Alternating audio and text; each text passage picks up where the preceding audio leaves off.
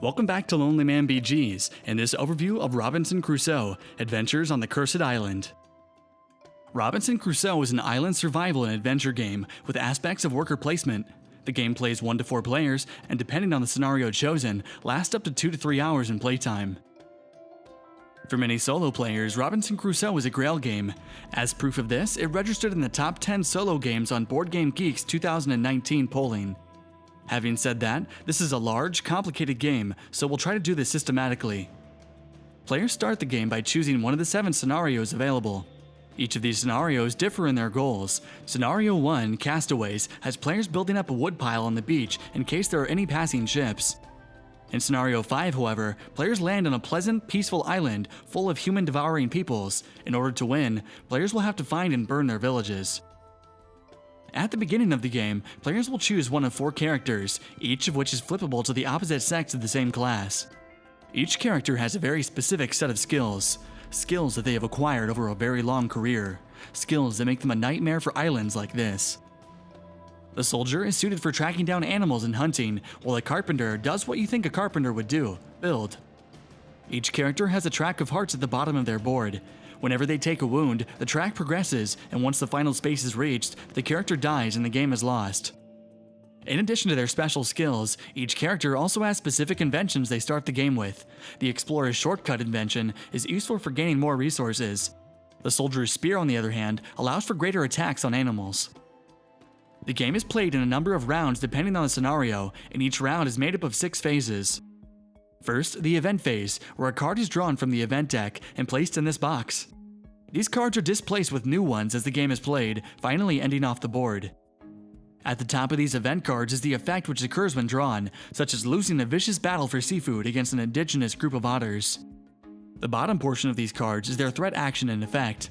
If players allow this card to be pushed off the board by incoming threats, then the threat effect is resolved. During the action phase, players can take the action listed on the bottom to discard the card without triggering the negative effect. The second phase is the morale phase. In this phase, players check the morale meter in order to determine if they lose or gain determination tokens, which allow the characters to take their special actions. The morale level will fluctuate up and down throughout the game, depending on if players are gaining wounds or setting up new camps. In the third phase, the production phase, players will gain resources wherever they have their camp. Resources are never aplenty, so players will need to use them wisely, whether they're upgrading their palisade or weapon level, or building new inventions. Before we move on to the next phase, we need to gain some familiarity with the board. The first area is the map of the island. At the beginning of the game, a single tile, the beach, is placed, and as players discover the island, more and more island tiles are revealed from this deck. Each island tile has a number of symbols on it. These give information about their terrain, what resources they produce, whether or not beasts roam this part of the island, and more.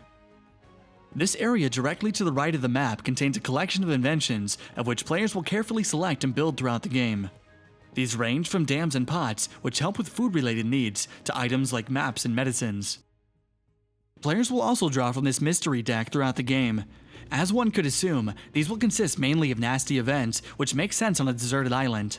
But some of these cards can be treasures, which players may be able to use to cure their ails during this final phase. Hopefully, players will also earn some helpful discovery tokens along the way as well. The fourth phase is the action phase, which consists of the main bulk of the game.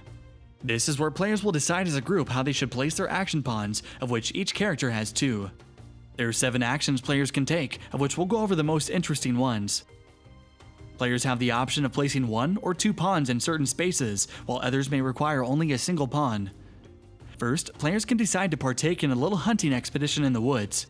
This deck provides a variety of dangerous creatures players can hunt for resources, like food and fur. At the bottom of each card is a list of stats, including the beast's strength, which players will have to compare to their weapon level. As mentioned before, players can spend their pawns to build. By upgrading their weapons, players will be able to face off against tougher animals, while building a shelter and fortifying it with a roof and palisade can block players from severe weather and other effects. Gathering resources and exploring the island are also viable actions as well. Whenever players decide to build, gather, or explore with a single pawn, this is considered risky, and these 3 corresponding dice will have to be rolled. These will determine whether the character chosen to take the action takes a wound, if the action succeeds, and if an adventure card must be drawn. Many of the adventures that players will draw from these decks have negative effects that players will have to cope with, so taking the action alone will have to be a calculated risk. The fifth phase is the weather phase. In each scenario, the rounds will let players know if they have to roll any weather dice during this phase. These bad boys will force players to discard food and resources and suffer through attacks from dangerous beasts. In short, nothing good comes from them, so savor the rounds where their presence is lacking. The final phase is the night phase, where players will assess their wounds and try to heal up and ready themselves for the oh-so-benevolent events of the next day. This concludes our overview of Robinson Crusoe. Thanks for watching.